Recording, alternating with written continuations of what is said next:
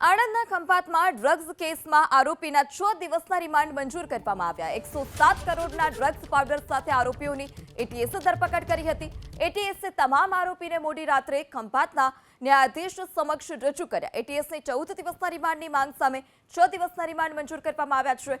Drugs કેસમાં પોલીસે વધુ શખ્સને રાઉન્ડ અપ પણ કર્યા છે। રાઉન્ડ અપ કરાયેલા બંને શખ્સની પૂછપરછ બાદ આજે થઈ શકે છે અનેક ખુલાસા।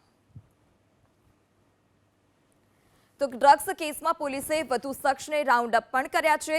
જે પાવડર હોય તે પાવડરની આડમાં આ પ્રકારે ડ્રગ્સ બનાવવામાં આવતું હતું। એટીએસને બાતમી મળી હતી અને બાતમીના આધારે એટીએસે ઘણા લાંબા સમય સુધી આ પ્રકારે સર્ચ ઓપરેશન કર્યું અને ત્યાંથી ધરપકડ પણ કરવામાં આવી છે। તો ડ્રગ્સ કેસમાં પોલીસે વધુ શખ્સને રાઉન્ડ અપ પણ કર્યા છે। જે પાવડર હોય તે પાવડરની આડમાં આ પ્રકારે ડ્રગ્સ બનાવવામાં આવતું હતું। એટીએસને બાતમી મળી હતી અને બાતમીના આધારે એટીએસે ઘણા લાંબા સમય સુધી આ પ્રકારે સર્ચ ઓપરેશન કર્યું અને ત્યાંથી ધરપકડ પણ કરવામાં આવી છે।